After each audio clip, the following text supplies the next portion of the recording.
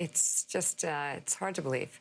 Joining us now, State Attorney for Palm Beach County, Dave ARONBERG, and former U.S. Attorney and MSNBC contributor Barbara McQuade, who co-wrote a piece for the Washington Post on Sunday entitled "A Rap Sheet for a Former President," in which she outlines all that Trump could be investigated for once he's out of office. Actually, I want to start there, Barbara. Scenario, President Trump loses the election and walks out of the White House. Can you list for us what he's up against legally? And could he go to jail? He could, Mika. Now, of course, the next Attorney General will have to make a decision not only whether charges can be brought, but whether charges should be brought. And that's a very difficult decision. But just based on public reporting, there appears to be sufficient evidence to open investigations for a number of different crimes.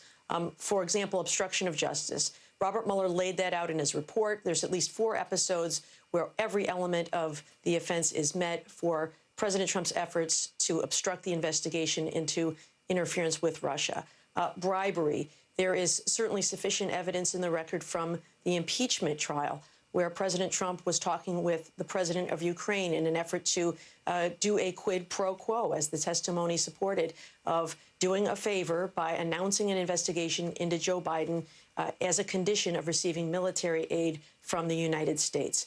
There's also been reporting about bribery using the Trump properties like Mar-a-Lago and Trump International Hotel in exchange for staying at those properties, getting access to the president for people doing business with the United States. There are also allegations out there of obstruction of the work of a federal agency, which would be considered a conspiracy against the United States if there is an effort to slow down the mails leading up to Election Day in an effort to impede the election. Hatch Act violations for the way the president has used the White House for campaign events, and even though he's not subject to them, if he is demanding or ordering others to violate the Hatch Act, that could be a crime. And then, Mika, the one that might be the most powerful of all, because there's no ability for him to self-pardon in advance of leaving office, which may or may not be legally permissible, but the state charges that Cyrus Vance is working on, those to me appear probably the most promising based on fraud, insurance fraud, bank fraud, wire fraud, money laundering, and tax fraud. The allegations we've seen already seem to support such charges, and we know that Cyrus Vance is working very hard to get his hands on the financial records that President Trump is fighting very hard to avoid turning over. So the president could face that laundry list of charges, but first there's an election, so we can put that to the side for just a moment. I want to ask you, Barbara, about what we heard from the president coming into this break. That was Monday in Arizona, where he said Joe Biden's lucky that Bill Barr is there, and he's a good and honest man. But yesterday, the president went further. He said specifically, we've got to get the attorney general to act. He's got to act. He's got to act fast. The president calling for an investigation into his opponent now 13 days before Election Day. What are your concerns about that, particularly because of who the attorney general is and the willingness he's shown in the past to act on behalf of the president? I don't know that William Barr even William Barr will take the bait on this one, because even if true, the worst allegation we have seen is that Hunter Biden wanted to set up a meeting with Joe Biden to meet some of the Burisma executives. That alone is not a crime. It's not inappropriate.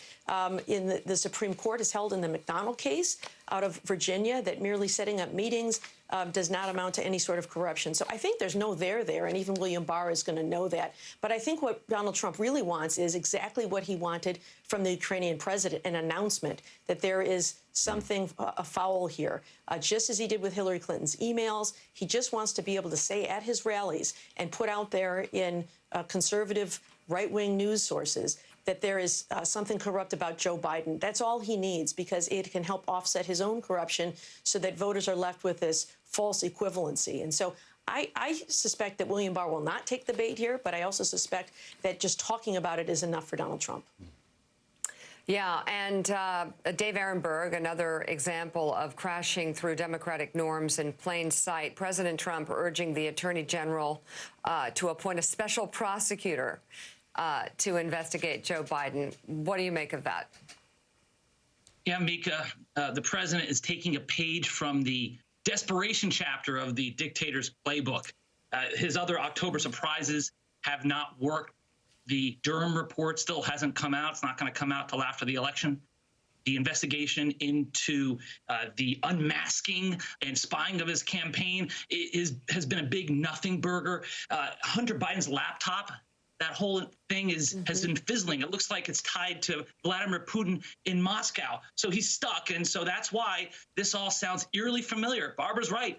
This is what we saw with the president of Ukraine, where he's demanding an announcement of an investigation because he knows the power of that. Even though it got him impeached, he knows that that's how he got elected in 2016 when James Comey came out at the 11th hour to announce a reopening of the investigation into Hillary's emails.